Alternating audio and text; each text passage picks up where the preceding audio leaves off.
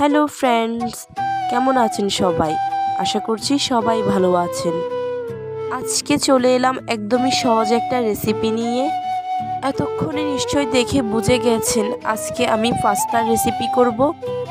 আর এই পাস্তাটা আমি একদমই ঘরোয়া উপকরণে বানিয়েছি। তো ফ্রেন্ডস, আর কথা বাড়াবো না, এবার মূল রেসিপি শুরু করা যাক। এই তো আমি প্লেটে এখন পাস্তাগুলো নিয়ে নিচ্ছি। আমি যে পাস্তাগুলো নিয়েছি ওই পাস্তাগুলো একদম ছোট সাইজের। এখন বাজারে বিভিন্ন ডিজাইনের পাস্তা পাওয়া যায়, আপনি চাইলে কিন্তু যে কোনো ডিজাইনের পাস্তা নিতে পারেন। তবে এই সাইজের পাস্তাগুলো কিন্তু আমি কখনো আগে রান্না করে দেখি নাই, তো এটা আমি ফার্স্ট টাইম করতেছি। আমার পরিমাণ মতো পাস্তা নেওয়া হয়ে গেছে। এবার নিয়ে নিলাম কিছু পেঁয়াজ কুচি, নিয়েছি 2টা ডিম, নিয়ে নিলাম কিছু টমেটো কুচি, সাথে নিয়েছি পরিমাণ মতো রসুন কুচি, নিয়েছি কিছু গোটা জিরে আর ধনে, এগুলো আমি শুকনো খোলায় টেলে নিয়েছি। নিয়েছি কিছু কাঁচামরিচ, আমি পাস্তাটা একটু স্পাইসি করব তার জন্য কাঁচামরিচ নিয়েছি অনেকটা। তো আমি যা যা উপকরণ নিয়েছি সবগুলো আমার পাস্তার পরিমাণ অনুযায়ী নিয়েছি, আপনারা আপনাদের পরিমাণ অনুযায়ী নিয়ে নেবেন। পাস্তাগুলো সেদ্ধ করার জন্য পরিমাণ মতো জল নিয়ে নিয়েছিলাম। জলগুলোতে বলক আসার সাথে সাথে আমি পাস্তাগুলো দিয়ে দিলাম। এবার পাস্তাগুলোকে আমি 6 থেকে 7 মিনিট পর্যন্ত সেদ্ধ করে নেব। বরাবর 7 মিনিট পর আমি চেক করে দেখলাম পাস্তা সিদ্ধ হয়েছে কিনা। তো আমার পাস্তাগুলো সিদ্ধ হয়ে গেছে। ও হ্যাঁ, পাস্তা সেদ্ধ করার সময় আমি অফ ক্যামেরায় একটু লবণও দিয়েছিলাম। পাস্তাগুলো আমি চুলা থেকে নামিয়ে ঠান্ডা পানি দিয়ে ধুয়ে পানি ঝরানোর জন্য একপাশে রেখে দিলাম। এবারে চুলায় একটা প্যান বসিয়ে দিয়ে দিলাম পরিমাণ মতো তেল। তেলটা গরম হওয়ার সাথে সাথে দিয়ে দিলাম কিছু পেঁয়াজ কুচি। পেঁয়াজগুলোকে ভেজে একটু নরম করে নিচ্ছি। পেঁয়াজগুলোকে আমি প্যানের একটা পাশেই নিয়ে এলাম, কেননা আমি তেলটা কিন্তু একেবারেই দিয়েছি, আমি আর কোনো তেল দিব না। এবার ডিমগুলো দিয়ে দিলাম।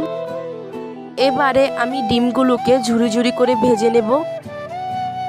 আমি ডিমের ঝুরি ভাজার সময় সব সময় পেঁয়াজ দিয়ে থাকি, এতে করে আমার ঝুরি ভাজাটা ভীষণ ভালো লাগে, তাই আজও দিলাম। ঝুরি ভাজা হয়ে গেছে, এবার অন্য একটি প্লেটে সব তুলে নিলাম। এখন দিয়ে দিচ্ছি কিছু রসুন কুচি, হালকা নেড়ে চেড়ে দিয়ে দিলাম পেঁয়াজ কুচি। এবারে দিয়ে দিব কাঁচামরিচ আর টমেটো কুচি। টমেটোগুলো নরম হয়ে আসলে দিয়ে দিব স্বাদ মতো লবণ, পরিমাণ মতো হলুদের গুঁড়া। লবণ আর হলুদ ভালো করে মিক্স করে কিছুক্ষণ কষিয়ে নিব। এবার আমি দিয়ে দিচ্ছি পরিমাণ মতো জিরা আর ধনে গুঁড়া। জিরা আর ধনে আমি একসাথে গুঁড়ো করে নিয়েছি। এবার দিয়ে দিলাম কিছু মরিচের গুঁড়া। আগেই বলেছিলাম আমি এই পাস্তাটা একটু স্পাইসি করব, তার জন্য মরিচের গুঁড়া দিয়েছি।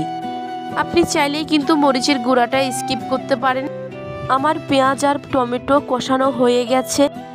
টমেটোগুলো ভালো করে সেদ্ধ হওয়ার জন্য আমি দিয়ে দিলাম একটু জল, কারণ টমেটোগুলো আমি একদম গলিয়ে নিব। দেখুন বলক চলে আসছে, এবার আমি ঢাকনা দিয়ে ঢেকে দিলাম। এবারে ঢাকনাটা তুলে নিলাম। পানিগুলো কিন্তু অনেকটা শুকিয়ে আসছে, আর সেই সাথে টমেটোগুলো কিন্তু অনেকটা গলে এসেছে। এখন ডিমের যে ঝুরি ভাজাটা করেছিলাম সেটা দিয়ে দিলাম, ভালো করে মিক্স করে নিচ্ছি। মিক্স করা হয়ে গেছে আর পানিটাও একদম সম্পূর্ণ শুকিয়ে গেছে। এবার পাস্তাগুলো দিয়ে দিলাম।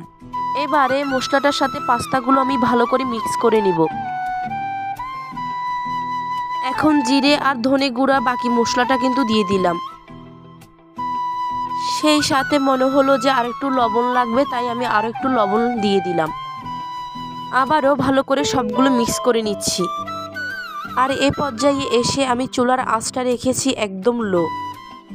এখন দিয়ে দিচ্ছি হট টমেটো সস।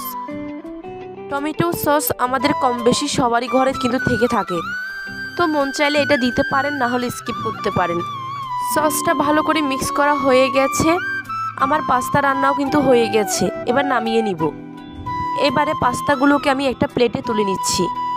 তো ফ্রেন্ডস, আমার এই পাস্তার রেসিপিটা আপনার কেমন লেগেছে সেটা অবশ্যই আমাকে কমেন্ট করে জানাবেন।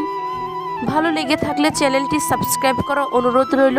সেই সাথে পাশে থাকা বেল আইকন বাটনটা ক্লিক করবেন। এতে করে আমার সমস্ত ভিডিওর আপডেট সবার আগে পেয়ে যাবেন। ভালো থাকবেন, সুস্থ থাকবেন। টাটা।